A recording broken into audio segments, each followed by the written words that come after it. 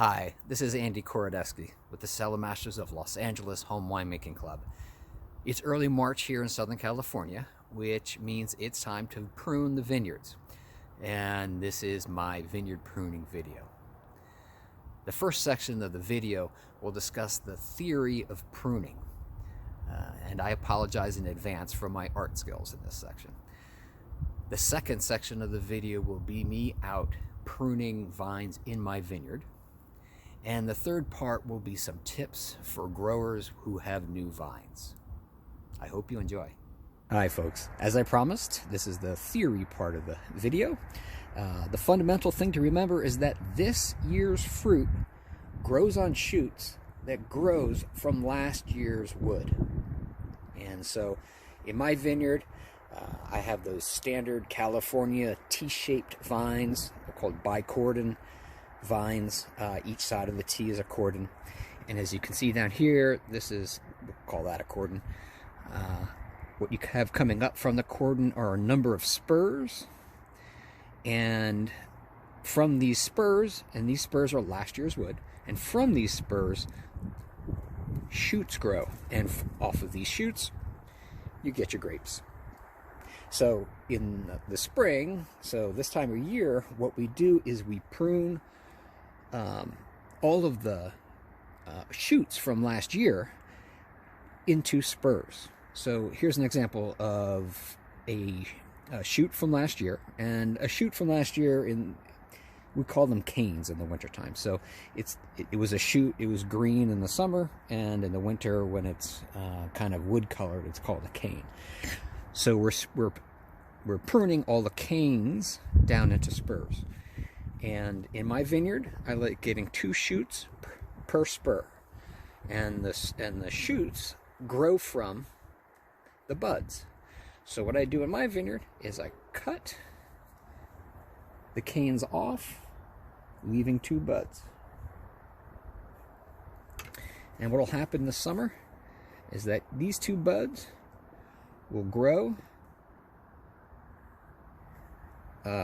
Each of the buds will grow a shoot, and then next winter I will have to prune these shoots, which are now canes in the winter. So I'll prune those canes, and the way to prune it is you try to keep the spur as close to the cordon as possible. Like, you don't want a spur getting really, really tall. We call those deer antlers. We don't want deer antlers. So what I'll do here is I have my spur, I have 2 shoots coming off it, canes in the wintertime. I'll cut it here, get rid of this cane entirely, and then and here's a bud on the remaining cane, here's another bud, here's another bud, here's another bud. What I'll do is I will cut this cane here and remove the rest of the cane. And so now this is now the spur that will work for me for next year. And then next year, same thing will happen again. From this spur, I'll get a couple of canes growing like this. They'll have fruit in the wintertime. I will then cut off the one that's farthest away from the cordon. So I'll cut this one off, leaving this cane behind, and I'll leave 2 buds on that cane. Excuse me, on that spur. And the whole process just repeats itself over and over again. We just do this every single year. We cut the spurs, the shoots grow. We take the shoot that's closest to the cordon, we keep it. We cut that down to 2 buds. 2 shoots grow off it in the summer. In the winter, we cut the cane that's farthest away, completely away, and we cut down the one that's close, and just leave it such as that. So that's the concept, and now let's go out to the vineyard and see how it works in practice. All right, folks, well, I showed you the theory, and this is the reality. This is what you work with after 16, 17, 18 years of growing a vineyard. Things don't look quite as pretty as they do when you draw them out. So in this spur position, we have 2 shoots that have grown. This little piece of wood is dead, and that's not of any use. Of these 2 shoots, this one up in the front is stronger than the one in the back. So we will keep the one in the front.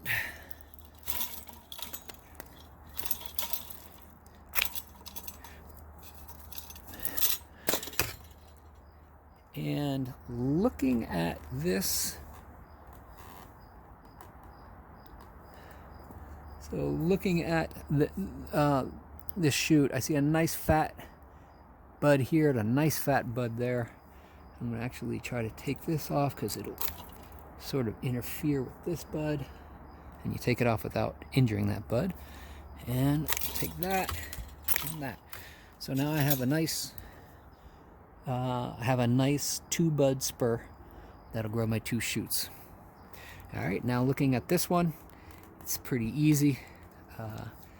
So again, so this is last year's spur, and we have 2 shoots growing off it. This one is lower and it's closer to the cordon, and it's also much fatter than the top one, so it's an easy decision to make. We're going to keep that one. Looks like a nice fat bud right there, nice fat bud right there. So we got my 2 buds, and that's that spur position. Coming over here, this one only pushed 1 shoot, so we only have 1 potential for a spur. Looks like a nice fat bud there, a nice fat bud there. So we'll keep it just the way it is. And so that's that spur position. Over here, also a simple decision. I have, this is last year's spur, 2 big fat cordons, 2 big fat shoots coming off it. This one is much closer to the cordon, so that's the one I'm going to keep. Get rid of this one. And looking at, gotta look at both sides of the spur. This has a nice fat bud on that side, and this big fat bud on this side. So we are going to keep that. Okay, and so this is moving down that same vine. So let's start in the front here. Here's a spur position. We have 2 shoots growing off it. This one to the right is significantly smaller than the one to the left. So we're going to keep the one to the left.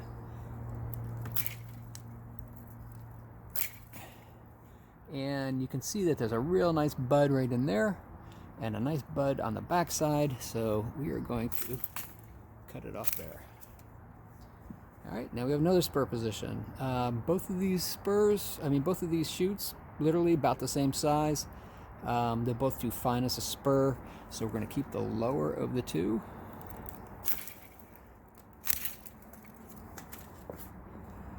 And then looking at looking at what's left here, there is a big fat bud on the back here and a big fat bud there. So I'm going to go ahead and take it off here. So that's that spur position. And next one on the line is this one. 2 big fat shoots. Clearly this one is closer to the cordon, so we're going to keep it. And I honestly don't really see much of a bud in here, but there's a big fat one here and a fat one there, so I'm going to keep that. Going farther, if you'll see, last year I left this growing out, hoping that it would become thick enough such that I could use this as a spur position and just cut this big deer antler off. It didn't grow big enough. But what I'm going to do is leave it, and hopefully something will grow off it this year that will be big enough to become a spur next year. We'll just see how that turns out. Looking at the Backside over here, another spur position here. Very clearly, this is closer to the cordon. It's also a lot thicker than this one. So we're going to keep this one and get rid of this. Big fat bud there, big fat bud here. Snip it there, snip it there. Done. On the back side, there is a spur position, which is a little unusual. It has these two shoots that pushed off it are very close together. Clearly, this one is closer to the cordon than this one. So I'm going to cut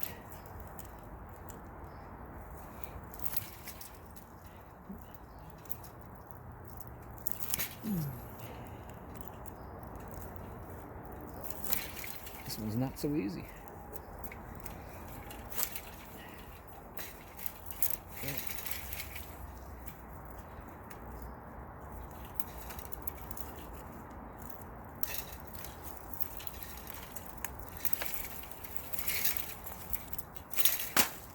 Alright, so that's gone. Try to clean this up a little bit.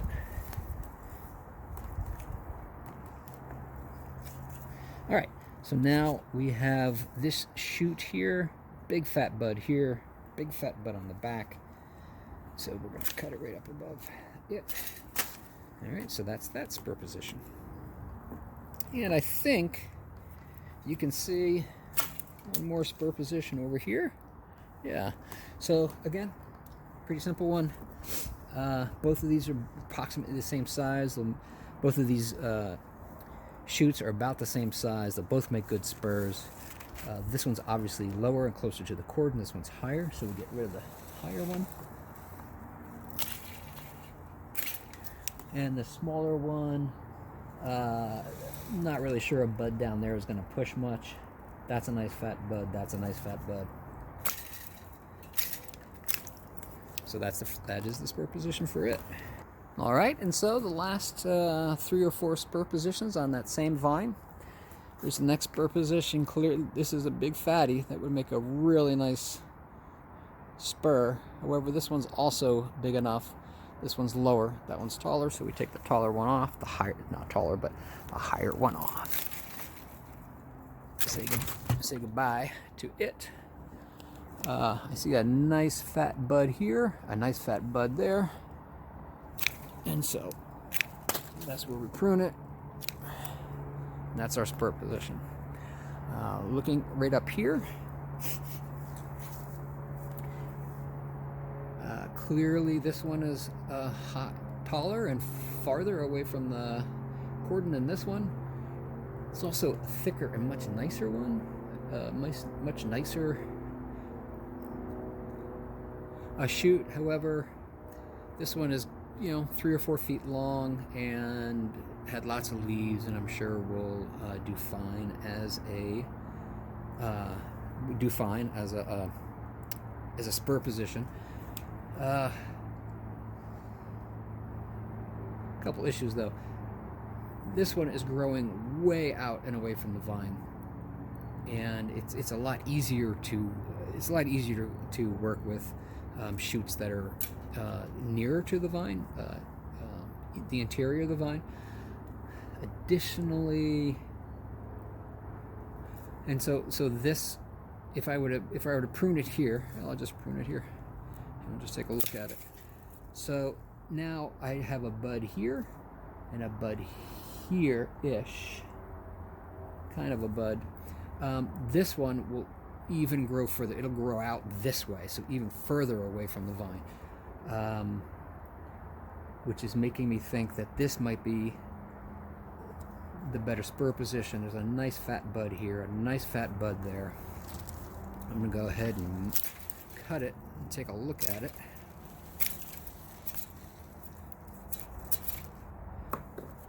So this is what I'm going to do. This will be a perfectly fine spur position. It would potentially be somewhat better if this little bud on the back pushed a nice big fat shoot. So next year I could prune this off and then use this as the spur position. So what I'm going to do is just leave that bud close in, and if it grows, that's fine. If not, well, that's fine too. On this position, I have two decent shoots here to choose from. I left this last year, again, hoping that it would grow thick enough to be used as a spur position. But even if it did, it's not that much better than this one, right? So this is pretty close to the cordon, and this is really only about a ½ inch closer, so it's not all that much better. So what I'm going to do is, again, leave this bud on this weaker one to see if it grows big enough next year to be used as a spur position. So now I have to make a decision on the spur itself. So this is a big, fat, strong cane. This is not nearly as strong. However, it is decently strong, and it's also, you know, much closer to the cordon. Yeah, I think I'm just going to take it off here.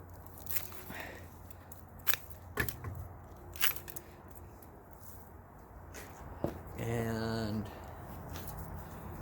this is last 2 years ago wood, and it's really kind of close. And let's see if I can get that away.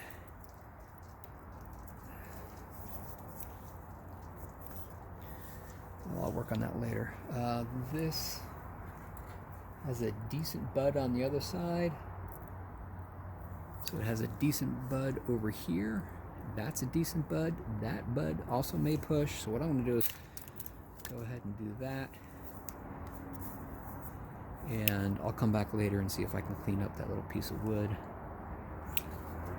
So that is the one more. Sorry, we had one more spur position over here.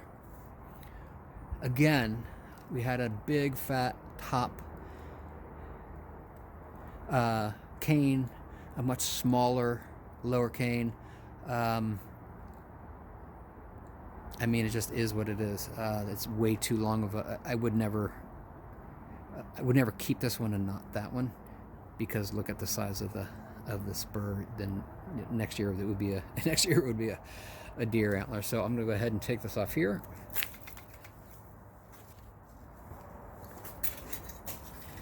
And looking at the buds, looks like there's a decent one on the far side, decent one here, decent one there. I'm gonna take that off with the idea that when shoots start pushing in the summer or in later on this spring, I'll choose two that I like. So one question people have asked me over the years is how I get such a defined T shape to my vines. Again, this is a bicordon, and this here, of course, is the trunk, and then the two cordons. And they ask, how did I get such a defined T shape and not like a big Y shape? So with the trunk coming up and then gradually splitting out into a cordon on either side. And I'll show you real quickly how to do that.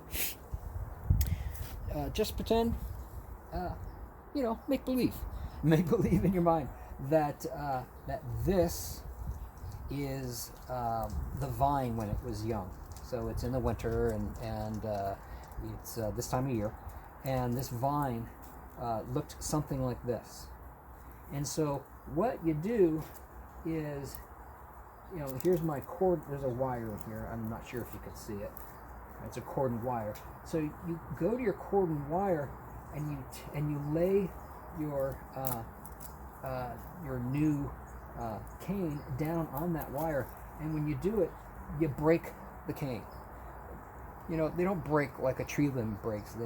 They bend. And so what you do is you take your cane and you literally, I don't know if you heard that snap, but you can see the large bend, the sharp bend in it.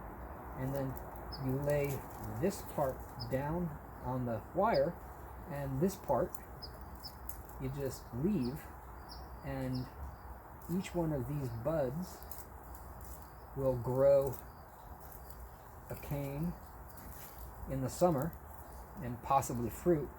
And this one you'll let grow as well, and it will grow out and be a big, strong cane.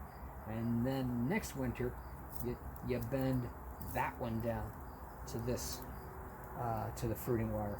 So the cordon wire. So that's how you do it. I know it looks bad, but it doesn't hurt the vine, and it'll grow just fine.